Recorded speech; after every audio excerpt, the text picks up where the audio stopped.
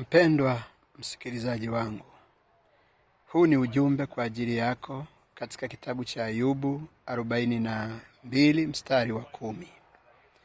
Biblia yasema, kisha Bwana akaugeuza uteka wa Ayubu hapo alipowaombea rafiki zake. Bwana naye akampa Ayubu mara 2 kuliko hayo aliyokuwa nayo kwanza. Pendwa katika Bwana,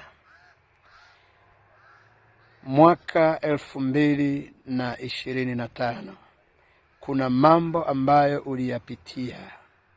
Hayo ndiyo yaitwayo uteka, ambayo mwaka 2026 Bwana anakwenda kugeuza uteka wako. Yale magumu uliyokuwa umeyapitia, mazito uliyoyapitia ambayo hata kuyaelezea ni aibu tupu, na kutangazia kwa jina la Yesu Kristo ya kwamba Bwana anakwenda kugeuza uteka wako vile alivyogeuza uteka wa Ayubu.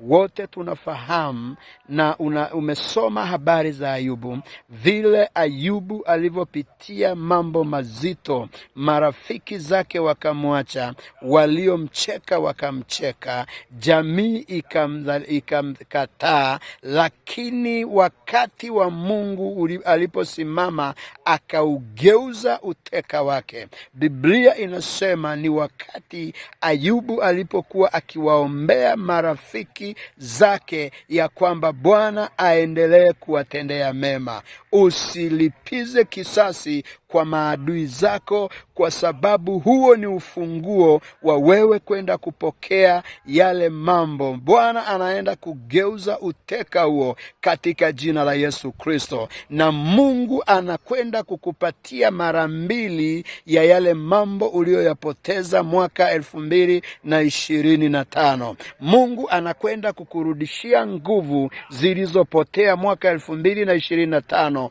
Huu ni mwaka wako katika jina la Yesu Kristo. Ukiwa unaamini pamoja nami, dakika hii ninataka nikuombee. Funika macho. Baba wa Bwana wangu Yesu Kristo, mtumishi wako amepita katika mazingira ambayo hata akiyaelezea ni magumu kuyasema, lakini ninalituma neno lako kwake katika jina la Yesu Kristo. Vile Mungu ulivyo ugeuza uteka wa Ayubu, geuza uteka wake na kutoka katika mazingira magumu, magonjwa ya kutisha wasioweza kuyatibu madaktari.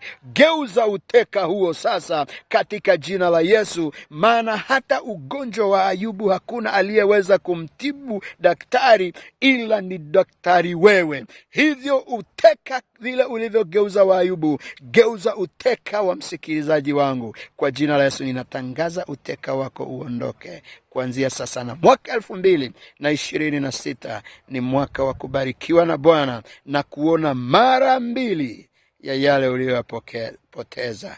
Bwana kubariki. Pokea katika jina la Yesu. Amen.